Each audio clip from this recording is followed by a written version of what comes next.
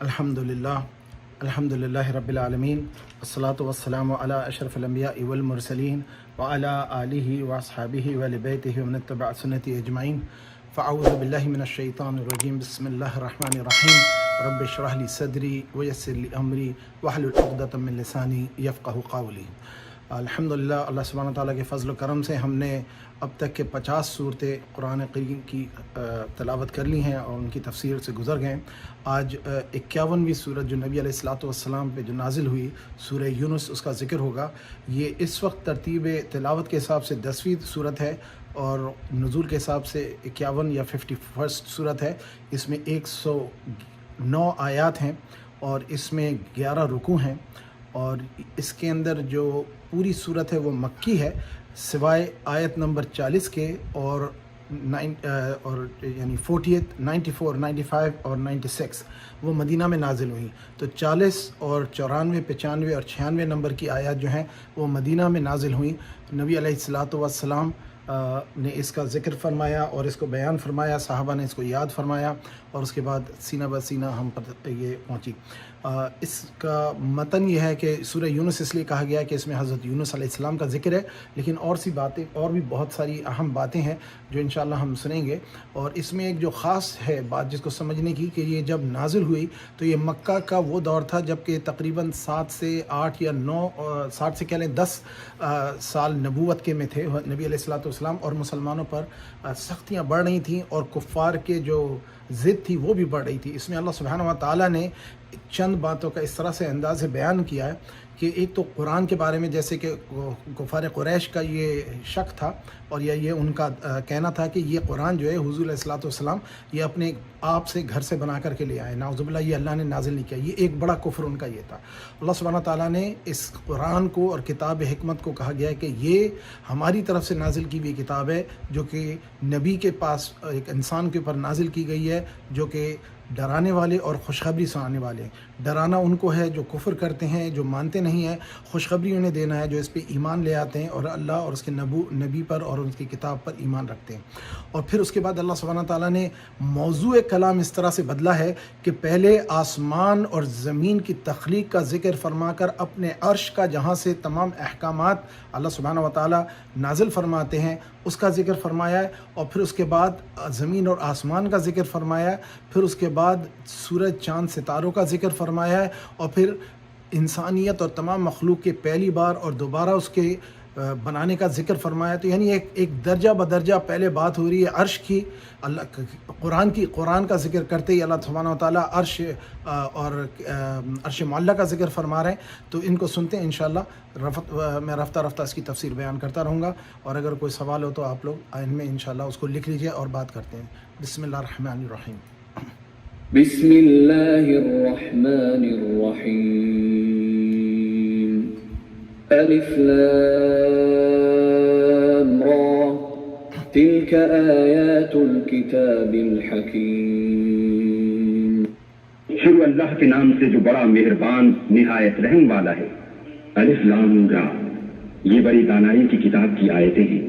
أكان للناس عجبا أن أوحينا إلى رجل منهم أن أنذر الناس وبشر الذين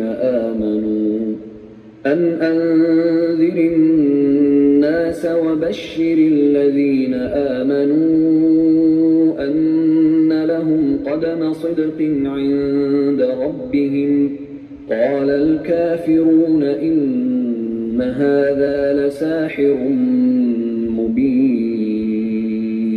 کیا لوگوں کو تعجب ہوا کہ ہم نے انہی میں سے ایک مرد کو حکم بھیجا کہ لوگوں کو ڈر سنا دو اور ایمان لانے والوں کو خوشخبری دے دو کہ ان کے پروردگار کے ہاں ان کا سچا درجہ ہے۔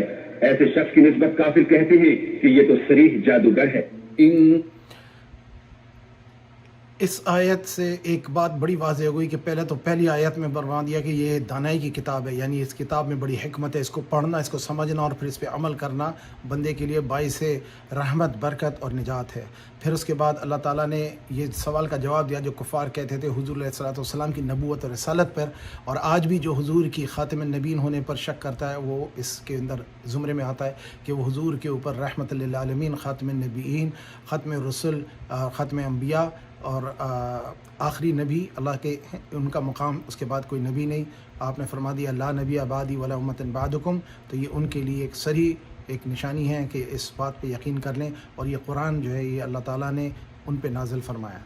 اب اس کے بعد اللہ سبحانہ و تعالیٰ نے کافروں کو یہ دیکھا ہے کہ وہ ہمیشہ پچھلے انبیاء کے ساتھ بھی یہی کرتے تھے کہ جب ان کو سمجھ نہیں آتا تھا کہ کیا جواب دیں تو ان پہ الزام لگا دیا جاتا تھا کہ یہ جادوگر ہیں، نعوذ باللہ، جو کہ ہر نبی کے اوپر الزام لگایا وہاں کے ظالم جو لوگ صاحب ثروت تھے یا جو ایمان نہیں لاتے تھے، تو انہوں نے اس چیز کو ایک آسان بہانہ بنا دیا کہ جناب الزام لگا دیں کہ جناب یہ جادوگر ہیں، یہ جادو کر رہے ہیں، یا ان پہ جن آ گیا ہے، یا یہ جو ہے یہ دھوکہ کر رہے ہیں، یا انہوں نے اپنے طرف سے کوئی چیز لکھ کر کے لے آئے، جبکہ اس میں کوئی ایسی بات نہیں ہے قرآن میں کہ جو اپنی طرف سے لکھی ہو۔ قرآن کا ایک بہت عجیب سا معجزہ جو ہم نے کبھی تصور نہیں کرتے ہیں، شاید ہم مسلمان ہیں اس بات پہ، کہ آپ دیکھیے کہ کبھی بھی تاریخ میں، انسانی تاریخ میں کوئی کتاب لکھی گئی ہو تو وہ ابھی لکھی جائے تو چند مہینوں اور سالوں بعد جو ہے وہ پرانی کہلانے لگتی ہے، اور ایک کتاب جو 200-300 سال پہلے لکھی گئی اس کے اندر کہا جاتا ہے کہ یہ تو اب بیکار ہو گئی ہے، یہ آبسلیٹ کتاب ہے، یعنی اب اس کا کوئی مصرف نہیں رہا سوائے اس کے کہ اس کو ایک تاریخی کتاب سمجھا جائے، چاہے وہ تحقیقی ہو، چاہے وہ جس کو صریح علوم کہا جاتا ہے جیسے فزکس اور سائنس اور کیمسٹری ہیں، یا کوئی ایسی باتیں جو حکمت اور دانائی کی ہوں تو ان کو کہا جاتا ہے جناب یہ تو پرانے وقتوں کی باتیں۔ لیکن قرآن ایک واحد کتاب ہے جو کہ آج بھی اتنی ہی عزت اور وقار اور زیادہ پڑھی جاتی ہے، زیادہ یاد کی جاتی ہے، زیادہ انسان کو تعلیم کرتی ہے، اور اس کا معجزہ ہے کہ اس کو جو بھی کافر بھی سنتا ہے تو اس کے دل پہ اس کا اثر پڑتا ہے، ماننا نہ ماننا اس کی فطرت میں ہے، جو انسان اس کو مانے نہ مانے۔ تو یہ ایک بڑا معجزہ ہے قرآن کا کہ یہ 1400 سال بعد بھی یہ پرانی نہیں ہوئی۔ آج سے کوئی بھی 1400 سال پرانی کتاب اٹھا کے لے آئیں اور پوچھیں کہ جناب اس کتاب میں کوئی کمی، کوئی کوتاہی، کوئی خلش، کوئی عیب ہو، حتیٰ کہ بائبل کے بھی لوگوں نے جو کتابیں ہیں ان کے اوپر اعتراض کیا، لیکن قرآن پہ آج تک کہ کوئی اعتراض نہیں ہو سکا، سبحان اللہ۔ اور یہ یاد کی گئی ہے، اور ان کتابوں کو یاد نہیں کیا گیا۔ اس کی فضیلت یہ ہے کہ اس کو لوگ زبانی یاد کر لیتے ہیں، چاہے ان کو سمجھ میں آئے نہ آئے۔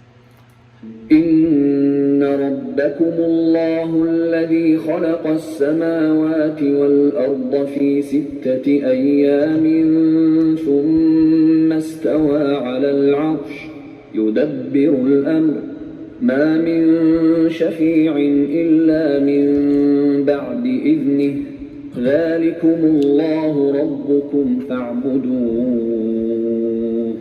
أفلا تذكرون۔ تمہارا پروردگار تو اللہ ہی ہے جس نے آسمان اور زمین 6 دن میں بنائے، پھر عرش تخت شاہی پر قائم ہوا، وہی ہر ایک کام کا انتظام کرتا ہے، کوئی اس کے پاس اس کا اذن حاصل کیے بغیر کسی کی سفارش نہیں کر سکتا۔ یہی اللہ تمہارا پروردگار ہے تو اسی کی عبادت کرو، بھلا تم غور کیوں نہیں کرتے؟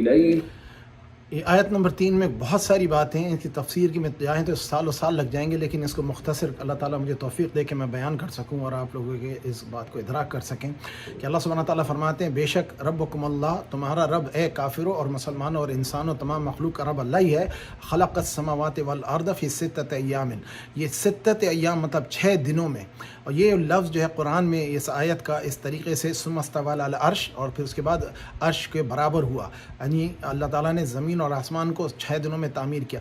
اب ان کے بارے میں یہ بھی کہا جا سکتا ہے کہ یہ وہ 6 دن ہیں وہ ہیں جو اللہ تعالیٰ نے کائنات کی تخلیق سے پہلے جو بنائے گئے تھے، یعنی اپنے اس میں جہاں کہ لکھا جاتا ہے کہ فرشتے جب چڑھتے ہیں آسمانوں پہ خبر لے کر کے، جبریل علیہ السلام کا ذکر ہے تو وہ 50,000 سال کے برابر کا سفر ہے جو کہ لائٹ ایئرز میں آ جاتا ہے، یعنی کہ ہم جتنی دنیا کو جانتے ہیں وہ اس کے بعد جو ہماری کائنات کا ایک گولہ ہماری علم میں ہے، اس کے بعد کیا ہے وہ ہمیں نہیں پتہ، لیکن قرآن کی اس آیت سے ہمیں پتہ لگتا ہے کہ اس کے بعد بھی کائنات ہیں، اور جسے کہا جاتا ہے ملٹیپل یونیورسز یا ملٹیپل ورسز، جو کہ ہماری ایک تو آنکھوں سے چھپے ہوئے ہیں پیرلل ہمارے ساتھ ہیں، اور ایک اس کے بعد بھی ہیں جو کہ ابھی تک کہ کہا جاتا ہے نا نون یونیورس کے بیانڈ کیا ہے کوئی نہیں جانتا. اور یہ اس آیت کا ذکر ہے اللہ سبحانہ و تعالیٰ کے ہاں جب یہ کائنات بنائی اس سے پہلے 6 دنوں میں اس کو تخلیق کیا، جو کہ اللہ تعالیٰ کے ایک تو یا تو درجے ہو سکتے ہیں یا ایک ٹائم فریم دیا جا سکتا ہے، لیکن قرآن سے جو میں سمجھ سکا ہوں کہ 50,000 سال کے برابر کا ایک دن ہوتا ہے، اور اللہ تعالیٰ نے کن فیکون کہا تو یہ 13.5 بلین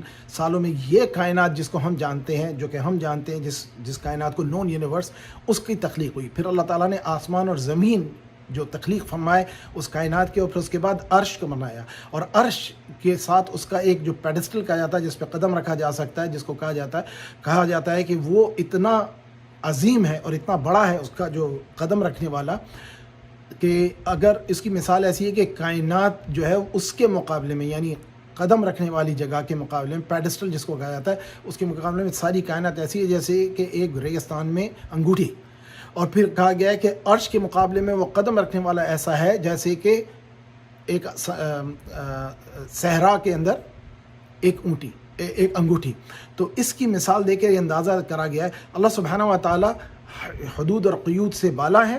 اللہ تعالیٰ کا جسم نہیں ہے، اور اگر کوئی جسم کا عقیدہ رکھتا ہے تو وہ عقیدہ مجسمہ ہے، جس کا میں پہلے بھی ذکر کر چکا ہوں کہ یعنی اللہ تعالیٰ کا پھر بیٹھنے کے لیے کمر بھی چاہیے، ہاتھ بھی چاہیے، پیر بھی چاہیے، رانی بھی چاہیے. یہ تماثیل ہیں. یہ اللہ سبحانہ تعالیٰ کے عضو اور اعضاء کا خیال کرنا جو ہے یہ ایک بہت ہی بڑا یعنی کہا جائے کہ ایک شرکیہ سوچ ہوگی. جیسے ہندوؤں میں ہے، ہمارے مسلمانوں میں بھی کچھ ایسے طبقے ہیں، کچھ گروہ ہیں جو اللہ تعالیٰ کا مجسمہ مانتے ہیں. یہ مجسمہ جو ہے یہ عقیدے میں نہیں ہے.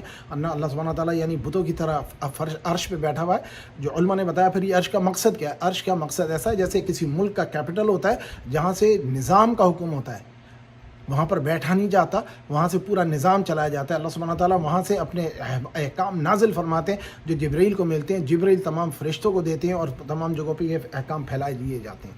تو اللہ سبحانہ و تعالیٰ اس بات کو باور فرما رہے ہیں. اور اگلی آیات میں اس کے ذکر ہے کہ جب سب کو خدا کے پاس لوٹ کے جانا ہے، اور یہ اللہ سبحانہ تعالیٰ کا وعدہ ہے جس نے پہلی بار پیدا کیا، جو پہلی بار پیدا کر سکتا ہے وہ دوسری بار کیوں نہیں پیدا کر سکتا. اور اللہ سبحانہ و تعالیٰ فرما رہے ہیں کہ کافروں کو ان کے نہ ایمان لانے کی وجہ سے ان کو گرم پانی اور دردناک عذاب ملے گا. اس آیت کو سنیے اور اس کی انشاءاللہ پھر بات ہوتی ہے. إليه مرجعكم جميعا وعد الله حقا إنه يبدأ الخلق ثم يعيده ليجزي الذين آمنوا وعملوا الصالحات بالقسط والذين كفروا لهم شراب من حميم وعذاب أليم بما كانوا يكفرون. اسی کے پاس تم سب کو لوٹ کر جانا ہے. اللہ کا وعدہ سچا ہے، وہی خلقت کو پہلی بار پیدا کرتا ہے، پھر وہی اس کو دوبارہ پیدا کرے گا تاکہ ایمان والوں اور نیک کام کرنے والوں کو انصاف کے ساتھ بدلہ دے. اور جو کافر ہیں ان کے لیے پینے کو نہایت گرم پانی اور درد دینے والا عذاب ہوگا کیونکہ اللہ سے انکار کرتے. ہمیشہ قرآن میں آپ نے دیکھا ہے، ہم نے اس بات پہ غور کیا ہے کہ جب بھی میں آواز کم کر دیتا ہوں، جب کبھی اللہ سبحانہ و تعالیٰ نے عذاب کا ذکر کیا ہے تو وہاں ثواب کا ذکر کیا ہے. جہاں جنت کا ذکر کیا ہے وہاں جہنم کا ذکر کیا ہے. جہاں ایمان والوں کا ذکر کیا ہے وہاں پہ کفر والوں کا ذکر کیا. اور دونوں کے لیے جہاں ثواب کا ذکر کیا ہے وہاں عذاب کا ذکر کیا، تاکہ دونوں کو واضح رکھا جائے. اور یہی تھے کفار قریش جو نبی علیہ الصلوۃ والسلام سے پچھلی ہم نے سورہ بنی اسرائیل میں دیکھا کہ آخری میں وہ کہتے تھے جی کہ آپ آسمان کا کوئی ٹکڑا توڑ کے لے آئیں، کوئی اپنے لیے سونے کا گھر بنا دیں، یا فرشتے ہمارے سامنے آ جائیں، آسمان کھل جائے اور ہم پر یہ کتاب خود نازل ہو جائے. یعنی کفر کرنے کے بہانے اور ان کے طریقے ڈھونڈتے. اگلی آیات میں اب دیکھیے موضوع ذکر شروع ہوا تھا ایمان سے، حضور کی نبوت اور رسالت سے، قرآن کی حقیقت پہ. اب موضوع بدل گیا تھا عرش پہ، اللہ تعالیٰ کی تخلیق پہ. اب جو انسان کو جو نظر آنے والی چیزیں ان کا ذکر ہو رہا ہے، چاند، سورج، زمین اور ان کا دن کا اور رات کا جو نظام ہے. انشاءاللہ اس پہ بات کرتے ہیں. اس آیت کو سن لیجئے. هو الذي جعل الشمس ضياء والقمر نورا وقدره منازل لتعلموا عدد السنين والحساب ما خلق الله ذلك إلا بالحق يفصل الآيات لقوم يعلمون. وہی تو ہے جس نے سورج کو روشن اور چاند کو منور بنایا اور چاند کی منزلیں مقرر کی تاکہ تم برسوں کا شمار اور کاموں کا حساب معلوم کرو. یہ سب کچھ اللہ نے تدبیر سے پیدا کیا ہے. سمجھنے والوں کے لیے وہ اپنی آیتیں کھول کھول کر بیان فرماتا ہے. إن في اختلاف. اس آیت میں بہت ساری تعلیم ہے. اس کو سنیے کہ وہی تو ہے جس نے سورج اور چاند کو روشن کر کے منور بنایا. اب آپ دیکھیے سورج کو روشن کہا جس کا چراغ ہے، اور ہمیں حضور کے نبوت کے دوران اور قرآن کے نزول کے دوران انسان کے پاس یہ علم نہیں تھا کہ سورج کی روشنی سے چاند چمکتا ہے. اب دیکھیے چاند نہ کبھی ہماری زمین کی حد سے نکلتا ہے، نہ زمین چاند اور سورج کی حدود سے باہر ہوتی ہے. یہ تینوں اپنی جگہ کام کر رہے ہیں اور سیارے اپنی جگہ پہ قائم ہیں. اب اس میں ایک ذکر ہے کہ سورج کی روشنی سے چاند جو ہے منور ہوتا ہے، یعنی چاند کی اپنی روشنی نہیں ہے، وہ سورج کی روشنی ہے. سورج کو دیکھا جائے تو پیلا ہے، چاند کو دیکھا جائے تو سفید نظر آتا ہے. ان باتوں کو سمجھنے کے لیے اللہ سبحانہ تعالیٰ نے ہمارے لیے یہ بات کی وضاحت فرمائی. اور اب دیکھیں کہ چاند کی جو منزلیں ہیں اور سورج کی جو منازل ہیں، ان کا ذکر کرتے ہوئے اس بات کا ذکر کیا جا رہا ہے کہ چاند کو اللہ سبحانہ و تعالیٰ نے مہینوں اور عددوں کے لیے بیان فرما دیا. یہ ایک ایسی اہم بات ہے جس کو سمجھنا بہت ضروری ہے کہ جب تک کہ ایک منٹ مجھے عطا فرمائیے، میں اس کو ذرا وضاحت کر دوں. ہاں، تو جب تک کہ سورج کو دن کے لیے رکھا ہے اور دن کی عبادات اور دن کے معاملات کے لیے رکھا گیا ہے، لیکن اس کا حساب نہیں رکھا گیا. لیکن راتوں کو جو ہے وہ مہینے کے لیے رکھا گیا، اور چاند کی جو ہے اس کو مہینے اور سالوں کے شمار کے لیے کہا گیا.